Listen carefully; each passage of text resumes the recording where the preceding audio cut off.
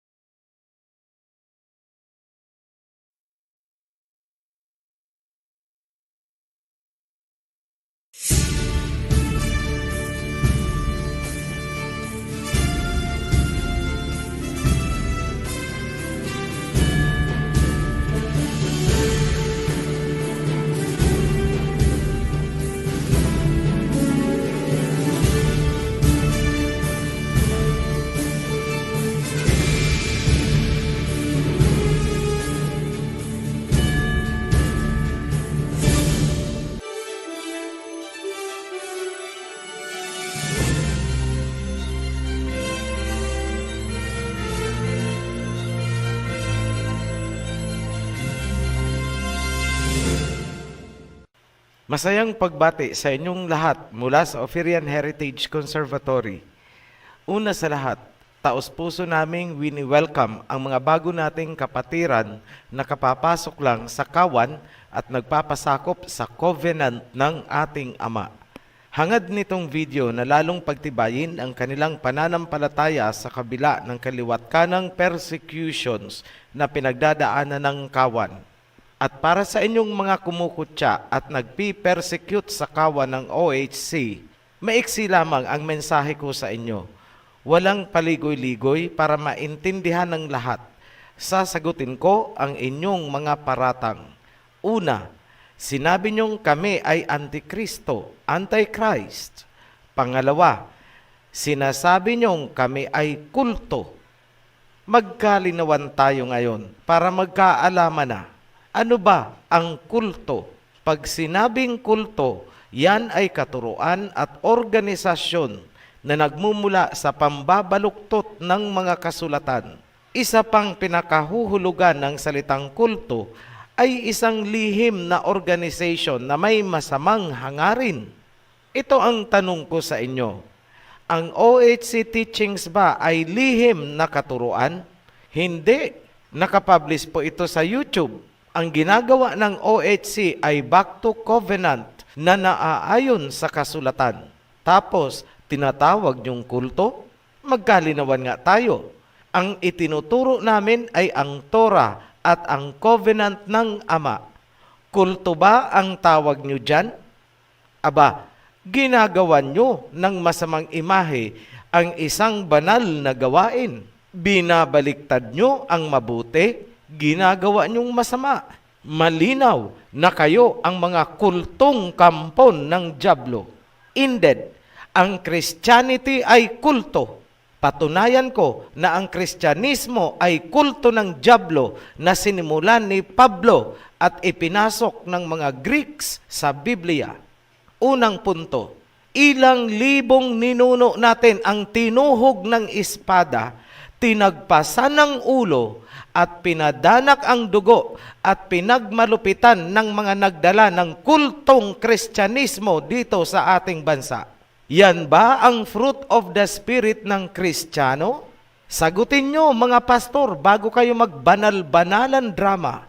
Yan ba ang Espiritu ng Kristo nyo? Ang padanakin ang dugo ng ating mga ninuno? At kami pa ngayon ang tinatawag nyong kulto? Tigilan nyo nga ang kahipokritahan nyo. Pakurba-kurbata pa kayo at mga long sleeve, samantalang ang mga members na kinukolektahan nyo ng pera ay halos walang kain. Sino sa atin ang kulto? Ano ang ginawa ng mga Kristiyano kay Lapu-Lapu ng mga Bisaya hanggang kay Jose Rizal sa Katagalugan? Pati ang sarili nyong mga ninuno. Pinatay ng mga nagbabanal-banalang Kristiyano. Yan ang inyong relihiyon. Mga historians, magsalita kayo. May mga pinag-aralan kayo at edukado. Bakit tahimik kayo sa isyong ito? Bakit hindi kayo magsalita at ilabas ang totoong history ng ating bansa? Pangatawanan ninyo ang mga doctorate degree ninyo. Rectify the wrong committed by these so-called holy religions. Silence is being complicit. Sa mga banal-banalang umaakusa sa amin na kami ay kulto, ang inyong relihiyon at sekta ay anak ng kultong Kristyanismo at ngayon kaming mga nagtataguyod ng covenant ng Ama ang tinatawag niyong kulto at ang inyong uhaw sa dugo na relihiyon ang banal? Come on, nagdidiliryo yata kayo sa kahipokritahan. Katotohanan, malaki ang pananagutan ng inyong relihiyon at sekta kasama kayong mga miyembro na sumusuporta sa kultong Kristyanismo. Pinadanak ng inyong organisasyon ang dugo ng mga inosente at ngayon kayo ay magbabanal-banalan na parang maaamong tupa? Wow! Espiritu ng dyablo ang nagpapagalaw ng inyong organisasyon mula sa simula. Malinaw ang history, malinaw ang kasaysayan, malinaw ang kasulatan. Matthew chapter 7 verse 15. Beware of false prophets which come to you in sheep's clothing, but inwardly they are ravening wolves. History proven, mga nagbabanal-banalan, ngunit bula ang mga tagapagturo na nag-aanyong tupang maamo, ngunit mababangis na lobo pala. Moment of truth. Sino sa akala nyo ang tinutukoy sa talata na yan? Sino at anong relihiyon ang may history ng mga pagpatay? Yun ang kulto. Test the spirit. Subukan nyo ang espiritu. Makikita nyo ang mga huwad sa kanilang mga gawa. History speaks. Nagsasalita ang kasaysayan ng ating bansa at ng buong mundo. Eto, prangkahan tayo. No Limit ang Hirinoon, Ophirian Heritage Conservatory ngayon. Hindi nyo pa rin ba nauunawaan ang nangyayari? Ha comenzado el ajuste de cuentas. Sagutin ko ang pangalawang akusasyon na ipinupukol. Antikristo daw ang Ophirian Heritage Conservatory. Ilagay natin sa tamang context ang issue. Sino ba talaga sa akala nyo ang mga anti-Messiah? Pakinggan natin ang salita ng tunay na Messiah. Truth is truth. John chapter 5 verse 43. I have come in my Father's name, and you do not accept me. But if someone else comes in his own name, you will accept him. Ako ay naparito sa pangalan ng aking Ama, ngunit hindi niyo ako tinanggap. Ngunit kapag may dumating sa sarili niyang pangalan, siya ang inyong tatanggapin. Matanong ko nga kayong mga Kristiyano, nauunawaan nyo ba talaga ang talatang yan? Manalamin nga kayo para malaman nyong kayo ang tinutukoy dyan. Tandaan, ang nagsasalita dyan ay ang tunay na Mesaya. Ulitin ko, ang may salita niyan ay ang tunay na Mesaya. Sinabi niya, naparito ako sa pangalan ng aking Ama. Simple lang yan. Noong ang tunay na Mesaya ay naparito, ang ginamit niyang pangalan ay ang pangalan ng kanyang Ama. Sa makatuwid, pangalan ng Ama ang nasa pangalan niya at siya ay nagbigay ng babala at kanyang sinabi na may isang huwad na darating na may ibang pangalan. Ngayon, kung kayo nga'y naghahangad ng katotohanan, sana nauunawaan nyo kung gaano kahalaga ang pangalan bilang identity ng tunay na Mesaya. Sa pamamagitan ng pangalan, makikita natin, makikilala natin ang tunay versus huwad na Mesaya. Napakasimple lang, di ba? Anong mahirap dyan? Pinapahirap yan dahil sa mga bulaan yung doktrina. Ngayon, para makilala natin kung sino ang tunay na Mesaya, balikan natin ang sinabi ni Prophet Isaiah. Sinabi niya, ang tunay na Mesaya ay magmumula sa angkan ni Jesse na ama ni King David, tribe of Judah, mga Israelite. At bilang mga Israelite, sila ay mga Hebrew. Sila ang mga descendants ng mga inilabas mula sa Egypt sa pangunguna ni Moses. Alam na natin yan. Patunayan ko na sila nga ay mga Hebrew. Exodus chapter 10 verse 3. So Moses and Aaron went to Pharaoh and said to him, "This is what Yahweh, the Elohim of the Hebrews, says. How long will you refuse to humble yourself before me? Let my people go so that they may worship me." Tagalog, pinuntahan ni Moses at Aaron si Paraon at sinabihan ng ganito, "Ito ang sinabi ni Yahweh ang alahayam ng mga Hebreo. Hanggang kailan ka magmamatigas at tatangging magpakumbaba sa akin? Palayain mo ang aking bayan upang ako ay kanilang sambahin." Marami pong verses sa Biblia ang nagpapatunay na ang mga inilabas mula sa Egypt ay mga Hebrews. Hindi po natin iisa-isahin. Tingnan nyo na lamang. Ibigay ko ang verse. Exodus chapter 2 verse 13. Exodus chapter 3 verse 18. Exodus chapter 5 verse 3. Exodus chapter 7 verse 16. Exodus chapter 9 verse 1. Exodus chapter 9 verse 13. Yan ang mga patunay na ang mga Israelita ay mga Hebrews. Therefore, si King David at ang Mesaya ay Hebrew. Ang kanilang mga pangalan ay Hebreo. Ang tunay na Mesaya ay Hebrew. Kaya huwag ninyong ginagawang Grego. Hindi po siya Greek, Hebrew siya. Ang sinasamba naman ng mga Kristiyano ay ang Greek Messiah at hindi ang tunay na Hebrew Messiah. Pinaninindigan ng Ophirian Heritage ang katotohanan yan. Totoo po yung sinasabi namin. At dahil sa paninindigan namin sa katotohanan, ang tunay na Messiah ay isang Hebrew at may Hebreong pangalan. Kung kaya't pinipersecute ninyo ang Ophirian Heritage.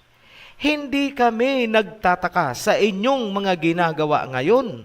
Paumpisa pa lang kayo.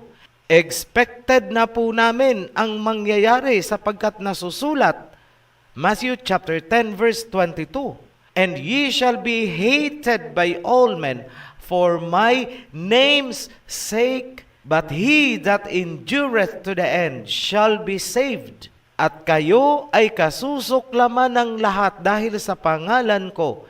Ngunit kung sino man ang makatagal, siya ay maliligtas. Isa pa, Matthew 24, verse 9. "Then shall they deliver you up to be afflicted, and shall kill you, and ye shall be hated by all nations for my name's sake." Tagalog, kayo ay uusigin, pahihirapan at papatayin dahil sa pangalan ko. Sa muli, ano ang tunay na pangalan ng tunay na Hebrew Messiah? Hebrew. Ano ang dumating na pangalan ng huwad na Messiah? Greek. Jesus Christos. Iso Christi sa Latin. Jesus Christ sa English. Hesus Kristo sa Tagalog. Fake Messiah. Ulitin natin ang sinabi ng tunay na Messiah. John chapter 5 verse 43. "I have come in my Father's name, and you do not accept me. But if someone else comes in his own name, you will accept him." Ako ay naparito sa pangalan ng aking Ama, ngunit hindi niyo ako tinanggap. Ngunit kapag may dumating sa sarili niyang pangalan, siya ang inyong tatanggapin. Yan ang ginawa ninyong mga Kristiyano. ang huwad na Mesaya na may huwad na pangalan ang tinanggap nyo at sinasamba nyo. At ano ang nakatakda ninyong gagawin sa amin? Kaming mga ipinaglalaban ang tunay na pangalan at identity ng tunay na Mesaya. Ito ang gagawin nyo. Matthew 24 verse 9. Then shall they deliver you up to be afflicted, and shall kill you, and ye shall be hated by all nations for my name's sake. Ngayon, mga Kristiyano, sino yang Jesus Christos or Jesus Christ na sinasamba nyo? Greek, huwad, fake, peke. Tapos kung makakutya kayo sa amin, wagas. Sino ngayon sa atin ang kulto? Kayong mga sumasamba sa huwad, kayo ang kulto. Ang sinasamba nyo ay ang Kristo ng mga Greeks at Romano na pumatay sa tunay na Mesaya at nagpahirap sa tunay na Israel ni Jacob. Hindi ba't mga Romano ang pumatay sa Mesaya? Aber, sino ang lumalatigo? Sino ang sumaksak?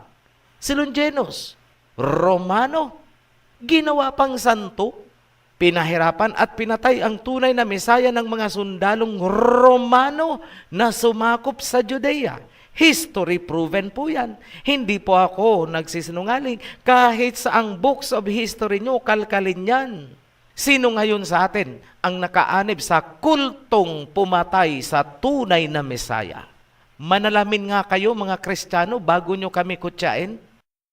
Noong nakaalis na ang tunay na Mesaya at ipinalit na ng mga Greek at Romans ang huwad na pangalan ng kanilang huwad na Mesaya, ipinasok sa New Testament yung Hesukristo ninyo at inagaw ang kapurihan na para sana sa tunay na Mesaya ng mga Hebreo. Sino ang promotor? Si Pablo. Saan niya unang itinatag ang Kristyanismo? Alam niyo ba? Sa Antioch. Basa-basa din po kayo ng history. Nasa Biblia din po yan. Para hindi kayo maging mangmang na mga pastor at tagapagturo. Malaki ang pananagutan nyo dahil marami kayong inakay patungo sa impyerno. Yan ang totoo mga pastor ng Kristyanismo. Nagsimula na ang OHC na ilahad sa buong mundo ang buong katotohanan. No Limit ang heri noon, Oferian Heritage Conservatory ngayon. Hindi nyo ba napapansin na umiikot lang ang panahon? Nasusulat, what has been will be again. What has been done will be done again. There is nothing new under the sun. Ecclesiastes chapter 1 verse 9. Nagkatotoo ba ang sinabi ng tunay na Mesaya na may darating na huwad na Mesaya gamit ang ibang pangalan? Yes, Greek ang pangalan ng huwad na Mesaya at kayo ang mga followers. At kayong mga Kristiyano ang nagsusulong ng kultong sinimulan ni Pablo sa Antioch. Kaya tumigil kayo sa banal-banalang drama ninyo. Bilad na po ang katotohanan. Ang tunay na Mesaya ay Hebrew. Ang Jesus Christos ninyo ay Greek, huwad, peke. Banal-banalan pa kayo dyan. Ngayon, Antikristo ba kami? Antichrist ba ang OHC? Basahin nyo ang sagot sa screen dahil alam kong i-chop-chop na naman ito ng mga bulaang critics, itong aking video. Basahin nyo ang screen habang pinakikinggan nyo ang narration. At kayong lahat na sumasamba sa huwad na Mesaya ang tinutukoy sa Revelation 13 na tumanggap ng Mark of the Beast. Hindi nyo ba alam na matagal nang nakapagkit sa inyong mga utak ang marka ng hayop? At nakakabit sa inyong mga gawa, right hand. Matagal nang sinimulan ang pag-persecute sa mga tumangging magpasakop sa beast system at sa mga tumangging tumanggap sa mark of the beast. Hindi nyo ba alam? Yes, hindi nyo alam. Sapagkat ginawan nyo ng pantasyang doktrina ang Biblia. Kaya hindi nyo namalayan na ang mark of the beast ay sinimula na on the international level kung saan ang mga bansang hindi naninikluhod sa beast government ay pinapatawan ng economic sanctions. Cannot buy nor sell. Alam nyo ba ang tinatawag na economic sanctions na ipinataw upang gipitin ang Iran at China? Yan ang paunang fulfillment ng Revelation 13. At darating ang panahon na ang implementation ng cannot buy nor sell ay down to the grassroots. Down to every citizen. Sino ang nasa likod?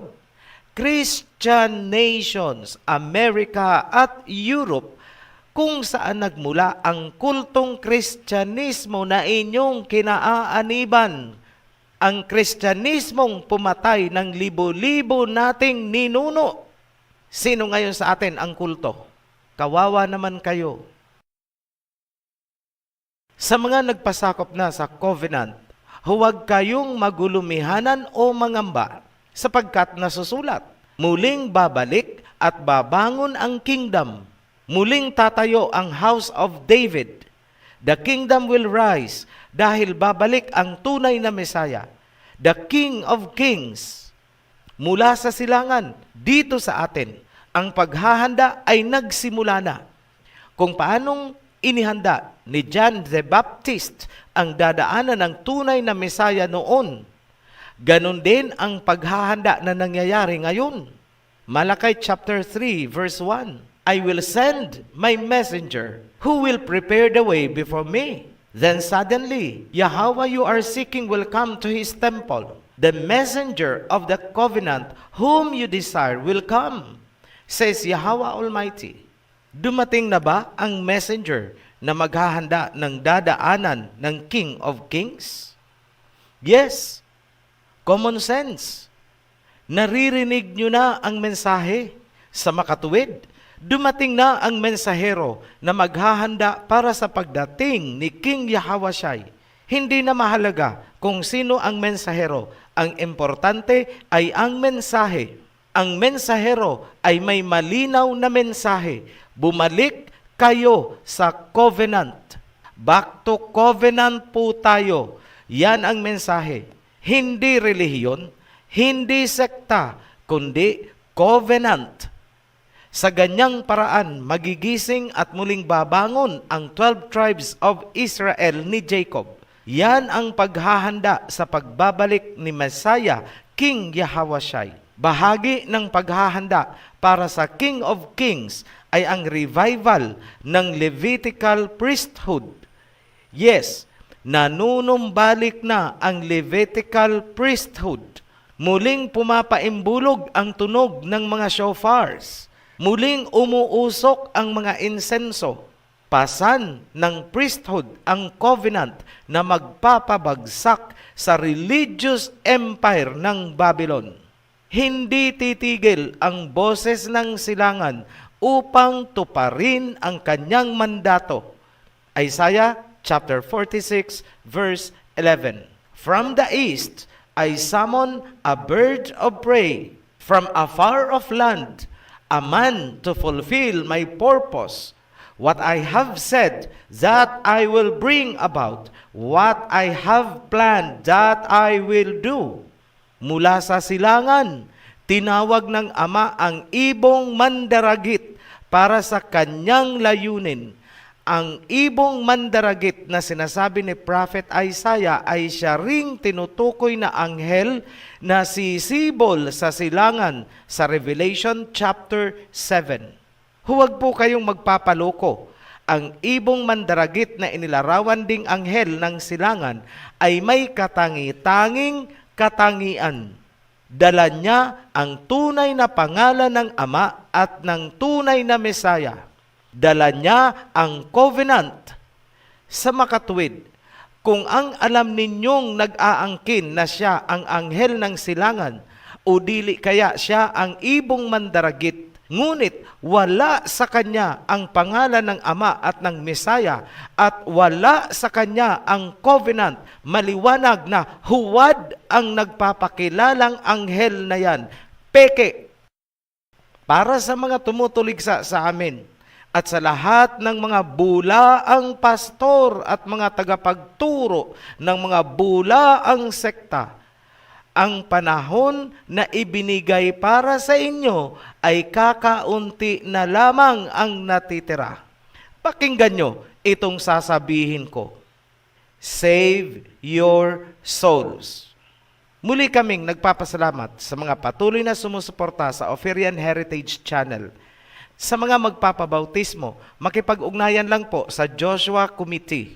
Click nyo lang ang link na nasa ibaba po nitong video upang makapasok sa Joshua Group. Sila ang tutulong sa inyo upang makasama kayo sa aming kawan. Para sa mga bago pa lang mabautismuhan, patuloy nyong aralin ang mga video natin upang lumalim ang inyong kaalaman at maging matatag ang inyong pananampalataya. Para sa mga new subscribers, huwag ninyong kalilimutan na panoorin ang The Guide. Ang link ay nasa ibaba din nitong video. Hanggang sa muli, mga Oferians, stand for truth. Be blessed. Shalom. Tunay nga ninyong tuklasin.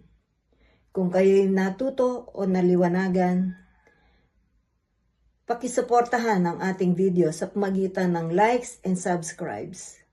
Muli, maraming salamat sa panunood. Kita-kits sa susunod na video na Mensahero ng Silangan.